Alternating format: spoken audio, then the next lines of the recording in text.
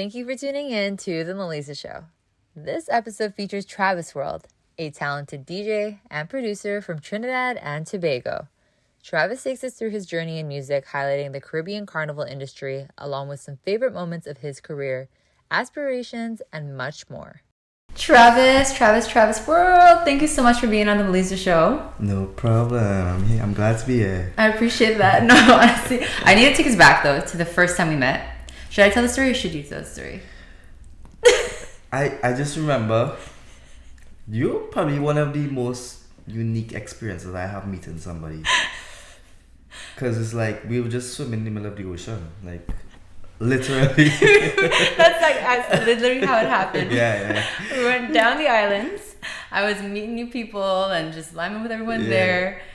And then all of a sudden we were on those noodles. Just swimming away from the boat, and we headed to some other friends. I think he was going to meet my manager. Yeah. Yes. We went to meet my manager, like he was with his parents all the way on the next side, and we had to swim for like a good 15 minutes. It wasn't the only good thing, it wasn't like rough, so it was like a real calm kind of float across, but it was unique for sure. And that's how we got to know each other. It was like on our way swimming across, he was like, oh, so let's get to know each other, No, that's I'll never forget that day because it was so random. My friend Sarah was around and she was like, yeah, let's go swim on over. And I'm like, I guess so. I don't know like how deep it is, and we could both swim. We established that. But that was no easy swim. No, that was probably like 100 feet deep. Like it was not shallow. My legs were tired after. I was like, I don't know what I just went through. But through all of that, I was able to learn more about you and everything that you've done, especially because I've also been traveling around and seen you around the world too. We want to just take it back a little bit to, where you began and how Travis World became Travis World. It's a long story actually because, well, I'm 28 now and I've been pursuing this career since I was like 13. Like, wow. When I was at 13, I was like, okay, this is exactly what I want to do. But obviously, it didn't start off like where am I at now is not where I wanted to be at 13. Like, I had a whole different direction, but I was still within the whole music world and being in entertainment. But when I was like at that age, I was more interested in like owning a sound system and even to backtrack a little bit, like when I was younger, like in primary school, between like 8 to 11, that age bracket is like I wanted to just like, my first goal as a DJ was just playing a big truck on the road. Like that was my dream. Like I felt like when I get to play on a big truck on the road, I made it in life. And that's just show like what I wanted to do to what I want to do now. But like it obviously kept evolving into different things. So like at 13, like obviously, as any story you would hear in entertainment, your parents was never for it. Like everybody, like everybody in entertainment was like, yeah, my dad, my mom was against this. So like I had that same story where my dad and my mom wanted to just go down that regular basic, become a doctor, become a lawyer, become an engineer. Like my dad wanted me to become an engineer, And I kind of just went down that road. I used to do my little virtual DJ thing at that time. I didn't have the console or whatever. I was just practicing, I would have little lines at school, bazaars and thing, and I would beg them to play. Like, okay, let me get to DJ. Like, sure, I could like mash up the crowd, Yeah. Very optimistic about it. And I kept pushing. And then I remember there was this one time where I think it was around that same 13 age bracket. My mom, I had a cousin that used to date Signal to Noise, who was the main person at Slam in Trinidad, and she was having a birthday party, and they was like, well, I used to talk to Signal back and forth, and I was like, yeah, I really want to be a DJ, it's my passion, blah blah blah. He's like, okay, come and DJ at the birthday party. Those days we had CDs, like I had like this big CD bag, and like so went to that, I DJ'd. He was like, yeah, you're a good DJ, and nothing really came out of it, to be honest. But then couple years down the road, like when I was like 2 years later when I was like 15, it's like I'm starting a station. I'm thinking about giving you a little training shift, come and train and learn how to DJ on radio. And I was like, I was down. When that came, my dad was against it. He was like, nah, you're not gonna go on a radio station.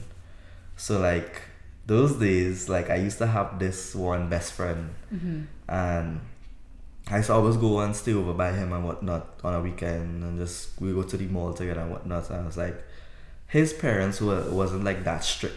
So like if I go and stay by him, we could go out, and once we reach back home, they good. So I remember like I had the radio opportunity. My mom knew about it. My mom was okay about it. At that point, my parents were broken up, so my mom was on our side, my dad was on our side. I was like, yeah, I really want to like signal call me to do this thing, and she was like, well, it's up to your dad, and but I cool. So they made me sign like a, because I was under 18, I couldn't work for the station, so they made me sign like a kind of like a permission, I permission guess. from my parents. So my mom signed it, and I used to. My dad never used to. He listened to radio and things like. I was okay. I could do this. He wouldn't know anything. So I used to go sleep by that friend, and we would take a taxi. It was like Saturday morning, 6 to 9 a.m. And I remember we'll get up at 4 a.m.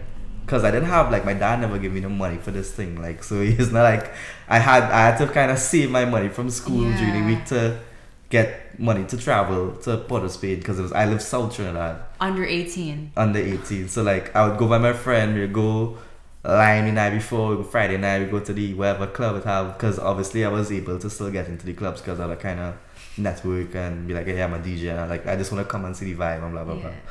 So yeah, I would, after the club or the wherever line we go to, like, okay, we go home, change, and 4 a.m. we'll walk to the bus terminal, get bus tickets, and sit down on the bus and go Port of Spain. I did that for like a year and a half, maybe 2 years. I was working on this station, my dad didn't know anything. And then eventually, like, I just told him, and he was like, you actually been doing all that? So yeah, so like that was like my transition into becoming a radio DJ. And then within that space too, was like I was real big on like EDM DJs, like David Guetta and Marshmallow, like are the Tiesto and Diplo and all those things. Like I was like real big, and I was like, I really want to be something like this. And then I kind of tried it for a bit, but there wasn't no big market in Trinidad for it, so it was like I was kind of spinning top in mud, as we would say, right? And then I kind of was like, okay, why can't I do this for like soca? It's like, why can't I be like the DJ, the producer DJ that is also respected as an artist in a sense, because that's how it is in the EDM world, right? And like I was kind of focused on getting to that point. Obviously at that point I had no musical knowledge. No one in my family has any musical background, so it's like I was starting from scratch. So like I started off doing a bunch of like remixes. Like I kept doing it. Like I would remix every single soca song for the season. Yeah. And it honestly wasn't good. Like if I listen to it back now, like I was like, it's horrible. But because like I was so persistent and like I keep doing it, and over time like I just got better at it.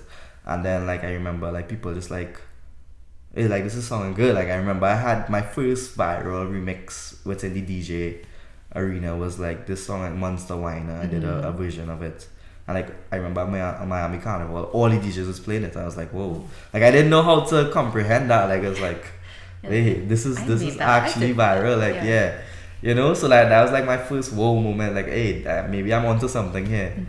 And then eventually I kind of transitioned into doing more the original productions from the remixes, because doing the remixes kind of guided me into understanding music for production, music structure, all those different things, you know.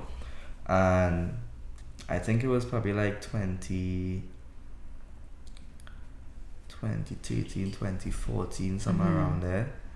Maybe like 2012, 2013, somewhere around there is when like I started like, okay, I really want to get a song. I want to have an actual song that I produce and it's played on radio and all those things. And I just started to link up with a bunch of different people, and one of the first people I started actually working with was Jovan James, who's a writer. You might know him, like strong guy. Yes. Who's be partying over. Yeah. He's one of the first persons that I started working with. I used to like link with Hoppy. Like Hoppy honestly introduced me to almost everybody in the industry at that point in time too as well.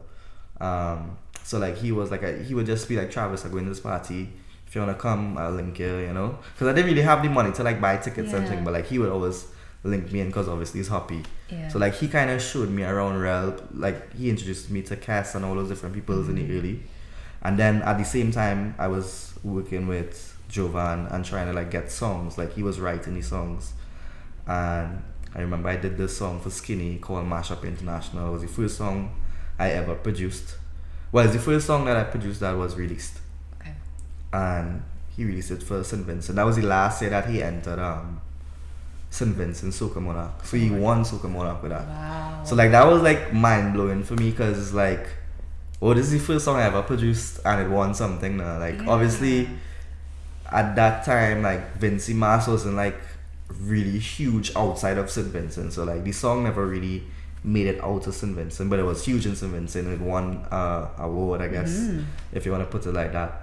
So like that kind of gave me motivation to keep pushing. And then within that same space of time, there was another song I was producing, and then Jovan was writing it. And that particular song was like, okay, it was going to we're going to give 5-star Keel because he was like real popping in that year. And I was like, going to give 5-star Keel this. The man record the song, everything. And then I don't know what happened. We did not end up letting him do the song. I don't know what happened. So he was like, Joe was like, where you feel, boy? You feel you want to send Marshall the song? I was like, well, I don't know Marshall. Jovan didn't know Marshall either, but he was like, I know people who know him. And he's like, okay, where you think you want to send him this song? And I was like, well, yeah, let's shoot for the stars. Let's see. Yeah. Let's see. Never in a million years at that moment I would have thought like Marshall would take a song from me because I was still pretty much a rookie producer. And we sent him this song and he's like, yeah, I want to do it. And that song was Temperature. Wow. So this is my second year as a music producer. My first year I won a Soca Monarch in St. Vincent. This my second year. Because at that point I was just producing one song at a time. Like I was so focused on one song. And then my second year I'm now producing for Marshall. Like I would have never in a million years think like it would happen so fast now. So yeah, and then it was kind of, it kept going year after year. I did a song with Salty the year after that, and it was a successful song as well. And it just kept going, and then, you know, I think it was 2017 came, or one of those years when I circled back around and I was working with Marshall again. We did Soca Kingdom, and then, yeah, the year after that, we had, Soca Kingdom, I had to play that. I think the Rhythm with Is a Snack and all those songs were in that same year as well. And then the year after that we went on to like Splash and Pandemic hit, and you know how it goes. Yeah, so it's like, oh, you took me down memory lane. Yeah. So it's like I keep, and as I say, from where I started, like I never saw myself being a music producer DJ, but it eventually kind of evolved into this, and this is where I am now, where it's like, okay, what's next for me now? Like it's like, but I like the enjoyment of me wanting to do something different ever so often, because it keeps me going, keeps me pushing. Like I don't want to be stagnant now. Like so like now my question is like, what's next? Yeah. I mean, do you have any ideas of what that could look like? Or I definitely want to dabble back into the electronic music arena. Okay. Not giving up soca or carnival. Like I still will always be passionate about carnival and soca. But I want to just dabble outside of my comfort zone now. Like I feel like I've developed a brand that is staple now in carnival and the carnival world. So it's like, okay, there's not much I could do now, like in terms of growing, I would say. But I obviously, once I establish a brand outside of the carnival world, I will try to mix the both. Like I've been like, when I did this song with Ashanti and Marshall, like I would have never expect to mix like that, because especially it being like a power soca, is like when you think Ashanti, you think slow, grooving, and then to come and bring up on a power soca, hand in the air, wave, jump on the road, get on by, like when we did that song, I was like, yeah, this is now, you know, revolutionize the thing and making it clashing two different separate worlds and making it into one really great product. So yeah, so like that's my goal eventually, like, to just kind of mix up everything, bring cultures together, because I think I'm real passionate about different cultures and I love to experience different cultures. So yeah, that was almost like a full circle moment thought there, because you just started your journey, or you told me that you wanted to tap into EDM, and now you're here 15 years later, call it, and you're like, I still want to do EDM, or just enter that world. That's amazing. I honestly, when you speak about that journey and when you were working with these artists, can you dissect almost, you know, some of your favorite parts and the highlights of working with certain artists? Yeah, I mean, every artist is so different, and they have different work ethics. They have different ways they can be creative. Like their creative process also differently. Even with the writers and stuff. I hands down my favorite artist to work with is Marshall. Not because it's Marshall, but kind of because it's Marshall as well. Reason I explain it like that is because you work with Marshall and you feel like you're working with a historian, like someone who just knows everything about everything in music, and it's like you're in studio and you doing your thing and you're learning so much in that little moment. But what I love about Marshall is like he's also willing to learn from you. So like he would now take his knowledge and take your knowledge, I guess, if you want to put it like that, and combine both and create something. And that's why like I was so able to make so many hits with him, because it's like you're in studio and you're just vibing somebody, and it's like this a creative process. It's not like, okay, I'm Marshall, it have to be this way, and if it's not this way, we can't do it. Like, no, it's never like that. So and I mean, a lot of people would have heard bad stories about him, but I've never had a bad experience with him. Like he's never like angry with me, never like argue with me or quarrel with me, anything. So like when I hear these stories, like, you sure?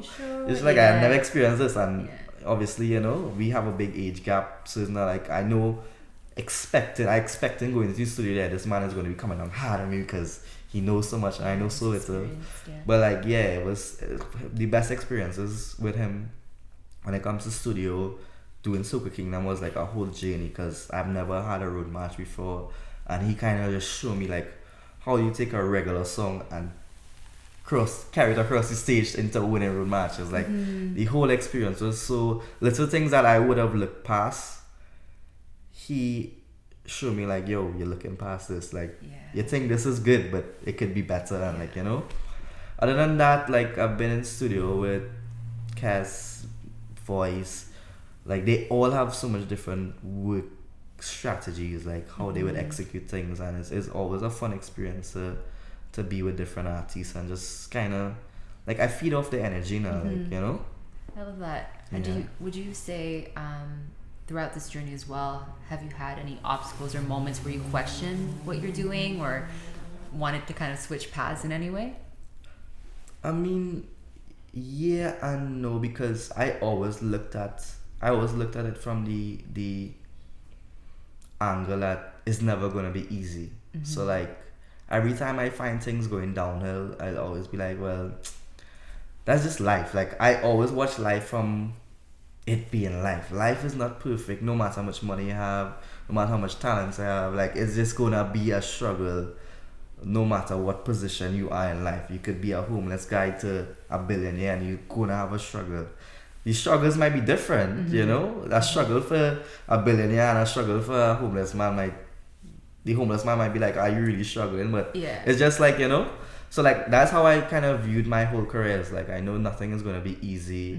I remember there were times, it have years like where I was putting out hits, and then the year after like I had no hit, and I was like, well, I mean, because when I look back at it, like if you watch every artist, they have down years, they have years like they non-existent, and it's like it's gonna be hard. But for me, it was always like, okay, well, it's not just about giving up. Like you have to try again and keep trying, because it's like if I decide to leave music or leave entertainment and go and do something else, it's like I'm basically gonna start from the bottom, which the same things I was avoiding when the years that I don't have a hit, I have to go and do the same thing, because I have to go and re-network and try and build myself and climb up the ladder, and you know, you get what I'm saying? Yeah. So Speaking of obstacles, I actually had a conversation with Lurbs, and he shared his pandemic experience and how both of you had to, you know, quickly just get out of Trinidad for a moment because of everything that was going on. Can you share your perspective on how that was and what was going on through your mind? Well, yeah, the pandemic was definitely a turning point in my life, I would say. It was like a bittersweet, but for me it was more sweet. And you would find that strange coming from somebody from the entertainment world, because yes, it was a downer and everything was locked down and jobs were slow and, you know, money was low. But the pandemic helped me to be what some people might consider the star that I am, right? So it's like, you are a star. I mean, I always try to be real normal about it. Like, I still see myself as a regular person, right? But like, yeah, like the pandemic opened so many opportunities that I didn't know that I was capable of gaining. Like, you know, before the pandemic, everybody would know me as this real quiet guy that don't say much. Does he even have a personality? Like, that's what it was now. Like, what is his personality? Like, does he talk? Penny was sharing, he's like, yeah, this little small boy. No, because it's true. Like, I would come, let's say, pre-pandemic, like, I would come, let's say we were doing the same thing. You would have to get this conversation out to me. Like, you would have to ask some million questions. Yeah. So, like, the pandemic really kind of opened me up. I obviously got really close to Penny and Voice and them in the pandemic, and they being around that crew, like, they made me comfortable enough to like just be yourself, being on the live, seeing how people didn't really care if what I say or whatnot, like they find it funny. So yeah, like the earlier stages of the pandemic, like I was just like, okay, how long, first question was like, how long is this gonna last? Like, is this gonna be forever? Yeah. Is this gonna just be a couple months? None of us knew like what's going on. Yeah. So it's like, and then you start seeing, because we had just come out from like a real successful carnival season, like me and Penny, that was the first year that we worked together, and we did a lot of gigs together. I was like, yeah, things looking up. We're looking to hit them for 6, you know? And then the pandemic hit, and it was like, we would have real one-on-one bro conversations, like, yo, what we gonna do now, bro? Like, a lot of people never saw those things, where like, you're like, okay, what's next? Like, how are we gonna combat this pandemic? Do we just wait it out? What different things we could do? And like, on my end too, like, I was like, okay, do I continue doing production? Do I take a back seat and wait till Carnival is back again? And you know, and yeah, so that was the first half, and then the live came about, and that became something. That's when I really started opening up, and you know, I was just saying whatever I feel to say, and people was like, oh yeah, I like Travis vibes, you know, he's so random, and he kind of awkward, but he kind of, you know, funny at the same time. Like, I didn't expect this from him now. So that kind of work, and that kind of gave me motivation and the courage to like be more open and be somebody who could really like express themselves and whatnot. And then things were kind of opening back outside of Trinidad, and I was kind of running low on money at that point. Like, I was kind of more living on my own, more or less. I was living with a roommate and whatnot. I was the roommate. I was living in somebody's house, but I was the roommate, you know. And I was like, okay, money's kind of starting to run low, and I need to make a decision. Like, what do I do now? Like, I see Miami's popping and all these different states in America is like pumping. Trinidad was locked down. And we were locked down, and money was running low. I was living by myself, so it's not like, and my parents were like going through their own struggles. Like, I can't like rely on them for like in the past when I was younger, right? So it was a risk. Like, it was a risk to take for us to go to the States. And I was like, I've never lived outside of Trinidad. I've never been away from Trinidad for more than a couple of days. This would have been the first time I'm going to Trinidad somewhere and staying for months. And I was like, well, I don't know. Like, I had like some good friends that I had, well, at the time. We're still friends up to now, but they was like, yeah, come stay with us, we'll figure it out, we'll work it out. And because they were moving into a new spot at the same time too, and I was like, we have the extra bedroom if you want, come stay with us, and we'll work it out. And I kind of just did some quick maths. I was like, okay, this is how much money I would need to have every month if I do this, and it was working out. Like, I did it. I made the move. It was a little struggle at first, but it worked out. And then eventually everything started back opening up, and here we are now, you know. That is so wild. You think about that was what, 2020? Yeah. And then 2021, and everyone's still unsure what's going on. I met you 2022, so you're eventually back. Yeah, I was back by then. Yeah. Holy smokes. Yeah. I honestly, like, that time of the year, like, nobody knew what was going on. It was a time where it really transitioned all of us, and like you mentioned, like, it really evolved you to becoming who you are now. Yeah, exactly. So right. That's why I say it's a bittersweet, because it's like, it was a downer time, but it's like, it helped me so much into evolving into somebody who could be more successful now, you know. And you are, right, like you've spoken about being humble, all the humility that you have and whatnot, but it's an epitome to see like what you've done to the world of soca and the world of carnival and what that is. And I would love to gain your perspective on that, you know, sound of soca, how it's been impacting the islands, the world, and your thoughts. I mean, soca is, it's so hard to explain because soca is still like in a very like, I would still say it's a baby. Yeah. Like the sound of soca is still like, it's a baby that's still growing, and it's still evolving into what it could be. Obviously there's the distinctive sound that we know and we appreciate soca to be, but like where it could be in 10 years, where it could be in 20 years, like it could be totally different from what it is now. And I'm so open to it. I know a lot of people would be against it changing, but like I'm so open to change and evolution and where it could be. Also right now, like I see it just getting better and better and evolving into something that the world is gonna love. I think we're in that stage where we're figuring out where we need to take it for it to be that way. But I mean, I like to experiment when it comes to soca. I love to try different things. Hence the reason like I had songs like Soca Kingdom to play that. We did the Ashanti record with Marshall and you know, doing songs like Is a Snack, like that was compared to all the stuff I was doing at the moment, like that was a whole different style to expect from Travis, you know. Going into like Happy Pappy, Drink Water, Mind My Business, like all those things. Like if you really listen to like my catalog and you really compare certain songs, it's like, okay, this is completely different, and you will realize, okay, I'm a guy that like to experiment. There's plenty times that I put out a lot of songs that don't make it big, but I'm still trying to like see what's gonna work, what's not gonna work. Like I try not to stick to one formula. I would say. I mean, all the songs you produce are hits, and you just name prominent ones, and I'm just like, I definitely was dancing to that in the last fed. I definitely was singing to that one, and all of that. And I do want to, you know, ask you as well, when it comes to your experience on the stage, and do you prep for a set, or are you almost like, what's that experience like that goes to your mind?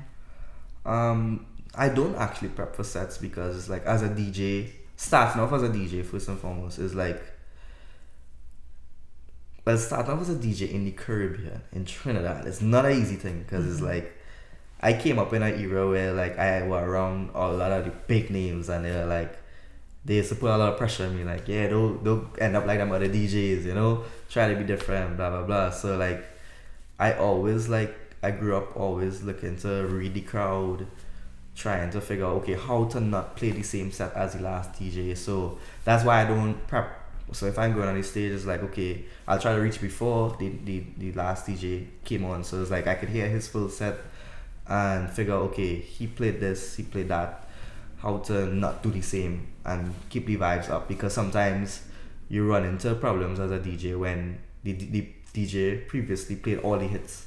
So now you're like, okay, now I may have to go to B-list and see the songs, but am I going to get the same reaction? But then like I've reached a stage in my career, is like I feel like it's not always about this. Like sometimes you need to have like a little balance in the party, because I mean, let's put it into perspective. It's like you go in a party, your hand's gonna get tired if you do this whole night. Like you're gonna want a moment in the party. It's like, okay, just give me some groovy songs and let me just vibe a little bit, and then okay, we could go back to this after. Like so, like that's how I've matured into understanding. Like it's not all about everybody jumping up the whole party. People can't jump for the whole party. They can't raise their hand for the whole party. They get tired.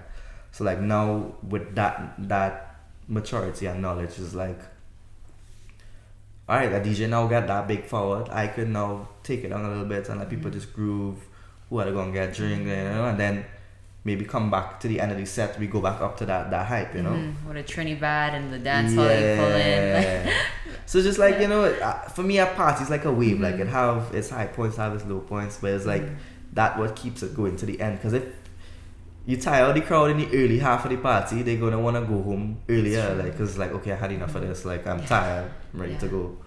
But like the figuring out the balance is trying to keep the crowd till the doors are closed, you know. speaking of crowds and carnivals, do you have any highlights and experiences with the carnivals you've attended around the world? For sure, like there's some carnivals that definitely stand out. Like Grenada. Grenada is a really good carnival. It's different. But I would like to say that I love all carnivals. And the reason being is like they all have such, you would think that we in the Caribbean we're so close to each other, that we're so similar. You will be surprised how each island is so different and have their own little twist on the culture. Like from Barbados where they have the bashments and like how they had the walk up thing, and they, you know, like they on that vibe, and then they go Grenada and it's jab and it's dirtiness and it's, you know, real cultural. Trinidad is like, Trinidad is very cultural still, but like we have our, I guess, a modern take on carnival and like evolving it into being this, you know, kind of runway show kind of vibes, but it's still real wild and rough. And then you have St. Lucia with the Denery, and like their vibe is completely different. Jamaica now in the carnival world in a big way, whereas like their own twist as well. Like I saw, like for me when I go to each carnival, it's like such a different experience, and like I enjoy it all. Like, and I sometimes I prefer not to say like I have a favorite carnival, because I'll go to each carnival and have a blast. Yes. Have a blast. But I definitely want to shine some light on Grenada, because like it kind of reminds me like when I was growing up in South Trinidad. Like it was just like wildness. Nobody cared like was happening around them. Nobody is like, oh, I need to make sure I have a new shoes for Juve. Like when people tell me like I have to go and buy shoes for Juve, you have to buy what for Juve? You're gonna get a mash up anyway. Yeah, like what? Like that, and that's what it's become now. As like I just like carnivals. I like things that always stays in its authentic form now. Yes. So yeah, I love that you mentioned growing up in South, because I did get that experience living there, call it, and so unique and authentic, so genuine. So you know, you can just go on the side road, get some sahina, you get it's just a lovely vibe, and you just touch a little bit about that. But can you share a little bit more about how it was growing up South Trinidad? Yeah, I mean it's more or less the same, but we have a little differences. So it's like South culture a little more country like. It's like more, you know, in the earlys, obviously when you're thinking Port of Spain West Side, you're thinking metropolitan, like they really fell up. City, Yeah. But South is more or less like that now. Don't get me wrong. Like we have everything that you get in North Trinidad, you get in South. But back in those days, it's just like, I don't know, like I feel like we had a different appreciation for a lot of things. Carnival, like our carnival used to be like real. I used to feel like South Carnival used to be bigger than West Carnival, to be honest, because you have people from deep South, East, like they all used to come together, and like it used to be a big thing. And I think growing up in South Trinidad really gave me a deeper appreciation for like carnival and where it was from, because where I grew up, like my dad used to live on like the carnival route in South. So like let's say we have two streets here, so there's like one of the main routes and one of the main routes, and there's like this down street, and we live in the middle. Wow. It's like a real short street, like a real short street. So like the trucks pass and my roof and thing vibrating, because you know, so like I was in the dead center of it. And even like leading up to carnival, where our house was located, like there were a panyard here. There were five panyards surrounding my house. Wow. So imagine just you sleeping at night and you hearing ting ting ting, but you're not hearing one song, you're hearing 5 different songs playing on pan. But like for me, growing up around that is like, it became like normal, like me hearing that. Like when my friends and family come from away, they be like, how do you all sleep at night? Like you hear pan whole night. And like, oh, you hearing pan? Like me and my pan is playing, but we not hearing it because we so climatized it. It's like you're so accustomed, and it's like and I think that's one of the reasons why I've so developed the love for the culture and carnival, because it's like I just since I born, like I in it. Whether I choose to be in it or not, I'm in it. You're actually in it. I've actually experienced that before too. I think it was in DR, but literally all the sounds from one place to the other place to every corner. But it feels nice, you know, like you said, you get accustomed to it and you're just really like, okay, I guess this is where I live, this is where I am. But that's how, you know, you really see it for how it is in front of you. Any pieces of advice that you can kind of give to DJs and those that look up to wanting to do something that you're doing, producing? I think, you know, there's a lot of people there that may have questions or want to know more. Any advice? Yeah, my advice is it's not an easy road. It's definitely going to be a lot of challenges. A lot of people think like it's always a fight down. I think that's the wrong way to look at things. Any job that you do in this world, any career that you choose is going to be hard. Like no one wakes up and become a millionaire or becomes a CEO or boss, you know? And if you are CEO or boss, like you still have a struggle. Like if you start your own business, it's not going to just open it today and you make $1 million tomorrow. Like it's going to be a journey and a struggle. And I think you always have to keep that in the back of your head. Like, you know, always try to keep learning. Like even till now, like I always sit down on YouTube, sit down behind a YouTube video, a tutorial, and figure out how to do something that I didn't know prior in music, like music production. Just the other, like 2 days ago, like I was like, hey, I've been hearing this particular effect on something, and I was like, I don't know how to do that, so I went and searched.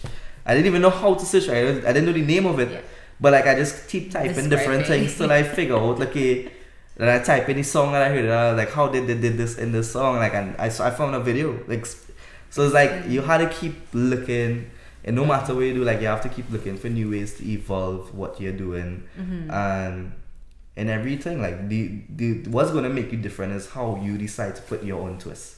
So like I learned how to do this particular effect. Okay, how do I put the Travis World twist on it, like to be different? So I think being different, understand that like the journey is gonna be hard.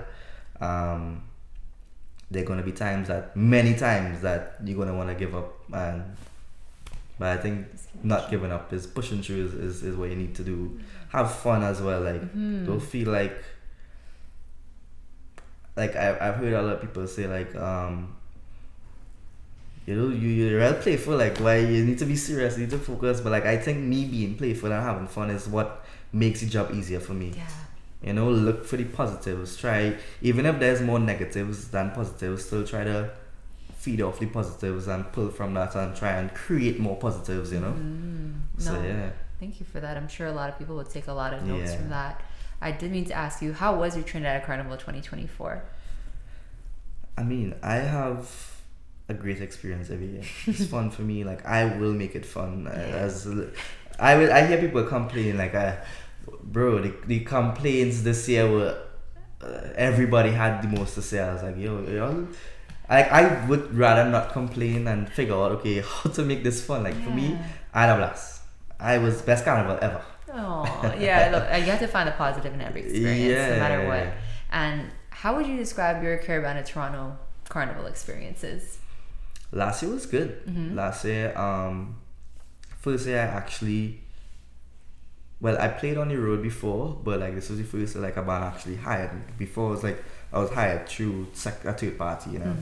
So this first time I was hired and I did the whole experience. I love Toronto and their appreciation for culture, because it's like a melting pot of like a whole different.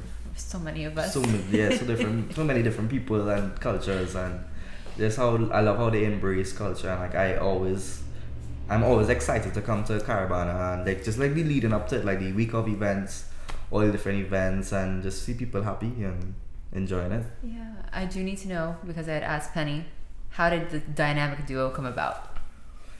I mean, I remember it goes way back. Like, well us knowing each other goes way back, because we used to do events. We were like, both of us were like still secondary school. And I remember I messaged him on Facebook, like, bro, I'm coming, can you book me for events? and like he was just like real open, like I don't think he knew me from a place, but like he was like, yeah, I'll give you a chance, like, and he did multiple times give me chances, and we kind of always kept a link. There were times where like I kind of fell off as a DJ, I was just focused on other things, and then even when I came back on the scene, like he was still more or less open into giving me a chance. When like with Island Crashes and thing, and then I remember we did 1 or 2 gigs together, and it was a vibe, and I remember the 2020 season or 2019. One of those seasons was approaching, and I didn't really like have a stable MC. And I know at the time his DJ, which was Watty, like he was doing a lot of touring with the artists and things. So I know he wasn't here as much. So like he's kind of had a lot of gigs that he didn't really have a DJ for. And I'd be like, when we more or less be on the same events, and like I would be like, bro, you're cool if I actually promote it for you to mic for me. And he would be like, yeah, there's no scene. And then you kind of develop a little chemistry there, and it worked out. And like I remember I just spoke to him at the time. I was like, yeah, what you think about me booking gigs for us and whatnot? And it's like, yeah. And it's like, if you have anything that you want me to DJ for, just call me. And it kind of grew from that into where we are now. I love that. Yeah. You guys are worldwide, like I mentioned, a dynamic duo. We see you everywhere. And I just want to wrap this up with one. What's your favorite Chinese food? Because I know you love Chinese food, but is there a specific dish that you love? Well, anything with pepper. So like I'm like a pepper chicken, remember that pepper beef, blackfish, pepper fish? Yeah. Anything spicy. I'm a spicy guy. Anything with pepper, pepper beef, pepper chicken, pepper fish. We did speak Thai, and you're saying just anything spicy. Yeah. Okay. Well, yeah. Yeah, and then the last thing I just wanted to say was, huge congratulations on all that you've been through, and hearing your journey from starting at 13 to now being 28, being 15 years in, seeing where you were to where you are now. And again, you took me down memory lane, because I remember each of those hits at any of these fets and parties, and the feeling on road, right, when you play and when you're on stage and all of that. So it's great to see you come full circle. I'm proud of you and excited for everything that's on its way to you. So thank you for having me on the show. Thank you for coming along, and stay warm. I know it's been polar. It's a bit more mild today, but it's alright. It's alright. Yeah, we made it through. Big kid, could deal with it cool. Yeah, you've been there, you've done that. You're doing it. So. Thank you. No problem. Thank you. Thank you so much. Thank you again for tuning in, and we hope you enjoyed this episode. If you haven't already, please be sure to like, comment, and subscribe on our YouTube channel, as well as follow us on Spotify, Google, and Apple Podcasts.